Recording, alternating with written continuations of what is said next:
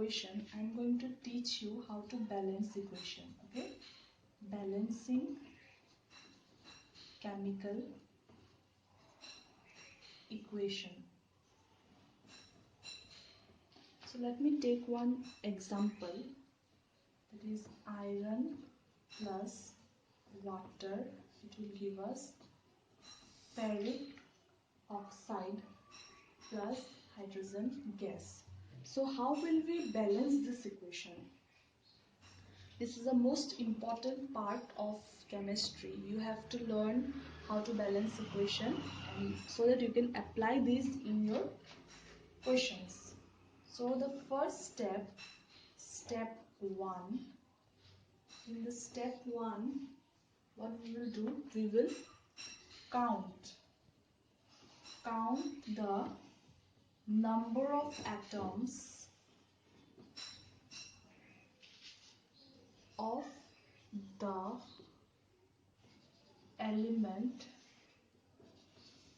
present in the unbalanced equation.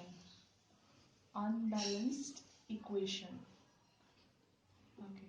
So this is our unbalanced equation, or we can call this as a skeletal equation.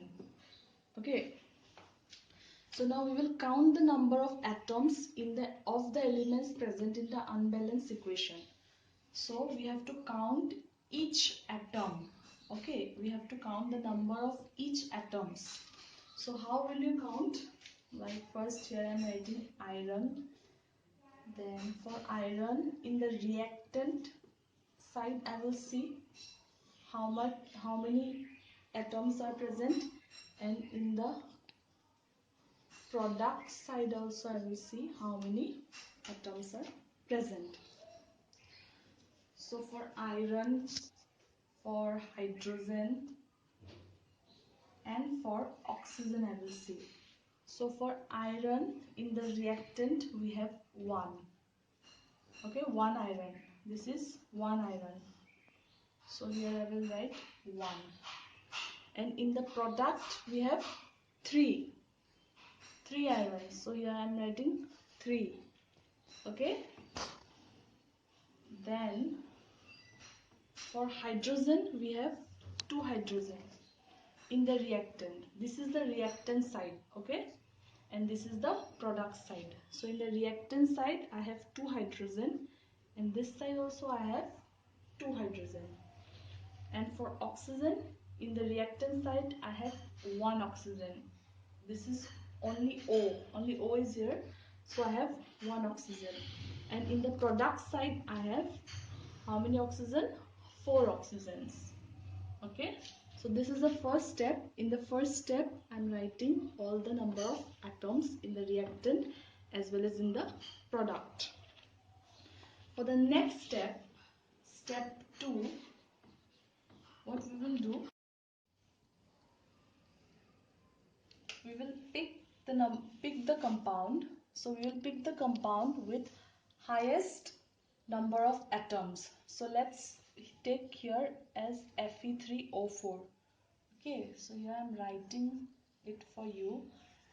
Pick the compound with highest number of atoms.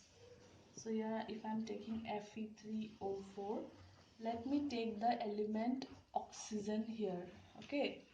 So for oxygen, let me see what is there in the reactant side and in the product side. Okay. In the reactant side I have 1 oxygen atom, and in the product side I have 4. So now how will I balance this equation? So to balance this equation, if I multiply this 1 with 4, we will get 4 in the reactant side. Okay, so now I can write in the reactant side what I will write, H2O, and I will give 4 here. Okay, so this H2O, I cannot break this. H2O I cannot write as H2O4. This will change the molecule. we don't have to change the molecule, we only have to balance this equation. That's why I'm not writing 4 here. Okay, we can't write 4 here, so I'm rubbing it here and I'm writing this 4 here in the reactant side. This is the reactant side of this chemical equation, and in the product side it will remain same, Fe3,4H2O. Okay, so this is the step 2 of the reaction. The next step is step 3, and in step 3 we will take now, let's take Fe and hydrogen. Okay, so Fe and hydrogen, iron and hydrogen still we have not found. So first let's take hydrogen. Okay, so here I'm writing hydrogen and reactant and product. So now for the next step, hydrogen, what we have got. Okay, so from step 2, so in the step 2 we got it as, so here I'm writing it. In step 2 we got 4H2O. So now this 4 into 2 will be 8.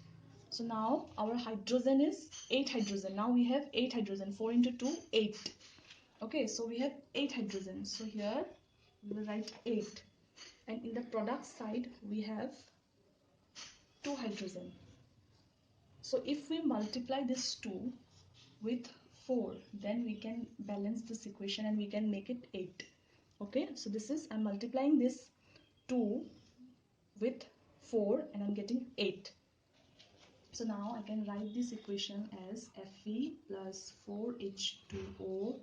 It will give us Fe3O4 plus, so we need 8 hydrogen. So for 8 hydrogen I have to write 4H2, so that it makes 4 into 2, 8.